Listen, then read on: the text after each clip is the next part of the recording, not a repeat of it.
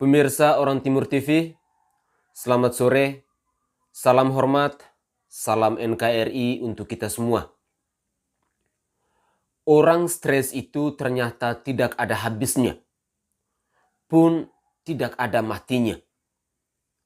Mereka itu suka sebarkan informasi bohong, entah karena insecure atau memang hobi sesatnya ini sudah merasuki otaknya. Jadi beberapa hari yang lalu ada sebuah video di YouTube yang isinya itu sampah dan tak bermutu. Di video itu disebutkan bahwa Presiden Insinyur Haji Joko Widodo resmi membebaskan Rizik Syihab untuk menggantikan Gus Yakut sebagai Menteri Agama. Kita tidak perlu tahu siapa pengunggahnya, biar channel ini tidak perlu dapat panggung dan mati dengan sendirinya, karena dia memberikan informasi-informasi sampah. Video tersebut berjudul Habib Rizik jadi menak. Jokowi dan DPR sepakat bebaskan HRS dan langsung dilantik jadi menak gantikan Yakut. Pada thumbnail video juga terlihat bahwa Presiden Jokowi yang menggenggam tangan Ma'ruf Amin dan Habib Rizik. Itu adalah murni editan. Aslinya adalah foto Jokowi menggenggam tangan Ma'ruf Amin dan Habib Lutfi yang berasal dari artikel berjudul Genggaman Tangan Jokowi dengan Habib Lutfi dan Kiai Haji Ma'ruf Amin yang terbit di situs detik.com pada 24 Februari 2018 yang lalu. Di thumbnail tersebut berisi narasi sebagai berikut. Jokowi bebaskan Habib Rizik dan bawa Habib Rizik ke istana. Habib Rizik jadi menak. Jokowi dan DPR sepakat bebaskan HRS dan langsung dilantik jadi menak gantikan Yakut. Pemirsa Orang Timur TV yang sangat saya hormati. Rizik Syihab itu memang sungguh sakti. Karismanya luar biasa. Meskipun kita tahu karismanya itu hanya bisa buat menarik para pendukung-pendukung yang otaknya rada-rada gak waras itu. Ada yang rela menyembah balihonya.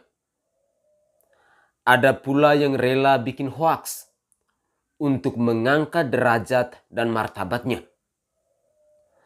Ada yang membesarkan namanya lewat kehebatan dan keistimewaan yang tak masuk akal dan lain sebagainya.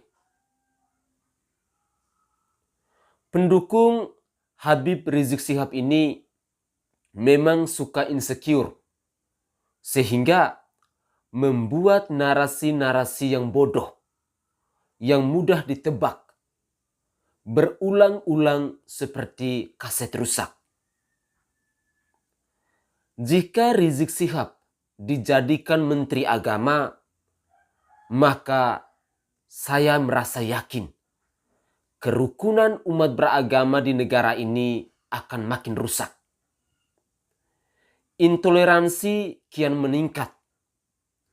Negara kita bisa kacau. Jokowi pun mungkin akan didemo habis-habisan oleh silent majority. Mengangkat Rizik sebagai menak bukankah tindakan seorang presiden yang waras orangnya?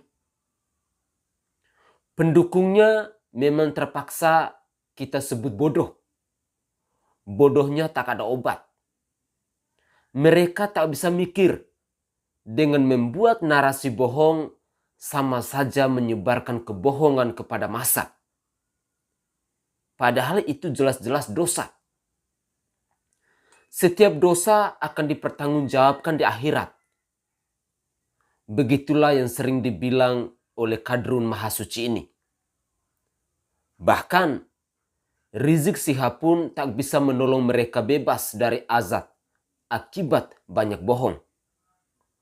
Mereka mungkin berpikir bahwa Rizik Syihab punya kunci surga karena dia adalah imam besar yang diberkahi Tuhan. Mau masuk neraka, cukup sebut nama Rizik, maka akan dipindahkan ke surga. Tanggung amat bikin narasi bodoh. Kenapa tidak sekalian saja bilang Rizik dibebaskan karena mau diangkat sebagai calon raja di Arab Saudi? Raja Salman hendak pensiun dan menunjuk Rizik Syihab sebagai penggantinya karena dia itu cucu Nabi dan imam besar dunia. Saya sendiri jadi teringat dengan narasi lucu lainnya dari seorang yang bernama Saganda Nainggolang. Dia mengatakan bahwa pembebasan bersyarat kepada Habib Rizik Syihab karena tekanan pemerintah Amerika Serikat terhadap pemerintah Indonesia. Ini adalah narasinya sampah. Indonesia pun disebut butuh dukungan Amerika dan Barat terkait bantuan pinjaman untuk melaksanakan pembangunan serta lembaga multilateral sangat terkait dengan urusan HAM. Pemirsa Orang Timur TV, cerita-cerita sampah seperti ini sebenarnya sudah sering masuk ke telinga kita. Bagi kita yang waras dan otaknya masih belum koslet, pasti akan langsung tahu kalau cerita ini hanyalah imajinasi dan ilusi dari pendukungnya yang memang suka menghayal terlalu tinggi. Imajinasi seperti ini ngalah-ngalahin imajinasi para penulis novel atau penulis naskah film Hollywood. Mereka merasa insecure. Mereka sadar bahwa Rizik Syihab saat ini sudah menjadi salah satu orang paling hina di negara ini. Mereka mungkin akan merasa malu, sehingga mereka berbuat segala cara untuk mengangkat nama Habib Rizik Syihab setinggi-tingginya demi mengkonter berbagai kebobrokan yang sudah melekat dalam diri Rizik Syihab ini. Pertanyaannya, apakah Rizik bisa jadi menteri agama? Jadi asisten kepala desa pun rasanya tak pantas. Apalagi ada pendukungnya yang bermimpi Rizik jadi presiden. Bagaimana menurut tanggapan dari pemirsa Orang Timur TV? Mari kita diskusikan bersama mengenai narasi-narasi yang dibangun oleh para kadrun ini. Untuk sama-sama kita ketahui demi menjaga kewarasan kita. Agar tidak semua warga dan masyarakat Indonesia yang dibodohi oleh kelompok-kelompok yang intoleran ini. Salam hormat, salam NKRI. Tetaplah kita menjadi pribadi yang kritis untuk menanggapi berbagai macam isu yang tersebar di pelosok negeri ini.